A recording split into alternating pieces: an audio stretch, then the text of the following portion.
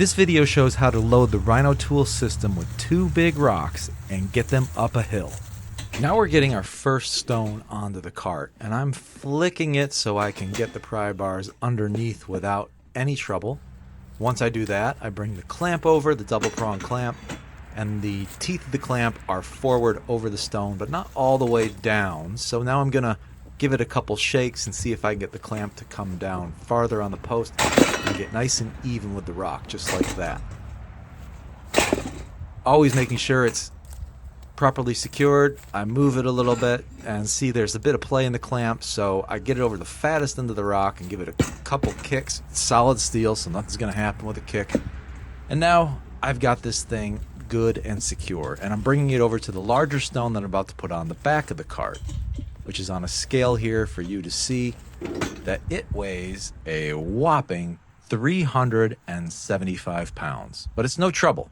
So in order to keep the cart from tipping forward, I put my foot on the back of the cart, and now that I've got the weight of the stone on there, I can take my foot off and I don't have to worry about the cart tipping forward. Now it's just a matter of manipulating the rock on the smooth metal surface to get it as close to the fulcrum as possible. Securely on the base of the frame, it's not going to tip forward now, and I can move the rock as close as I can to that axle, which acts as the fulcrum. So with that now as close as it can get, I bungee cord the stone in place using the Husky rubber bungee straps, and also with these thin hooks. It's much easier to get things in place than those fatter plastic hooks you see on some bungee cords. There's an idea of how you can hook these bungees in place. That rock is not going anywhere now, and it's simply a matter of using the leverage, the teeter-totter effect of the fulcrum to balance the stone load very evenly. And for reference, the rock on the front is 188 pounds. But moving so smoothly, especially with these great pneumatic tires, that it's simple on a paved surface. But I'm going to approach a hill. And with every hill, the best way to manage it with a load capacity of this size is to tack at an angle up the hill like I'm doing here. So back and forth, pushing and pulling.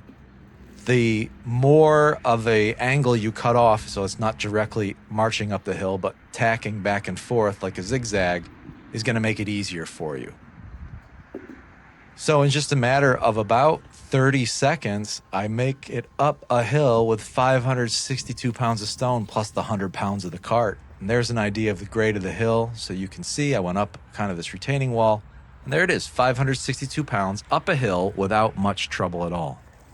Getting them off the cart, there's one trick I do want to show you. If you have a load on the front and you're removing the back heavier load first, and you don't want the cart to tip forward when the weight comes off it, stack a couple rocks underneath the pry bars in the front, and as I unload this stone, you'll see that the cart will not tip forward. That is a good lesson to learn right off the bat. And once you've got it off, it's really just a matter of moving this one off, and off you go to the races. Simple with the Rhino Tool Systems rock hauler cart.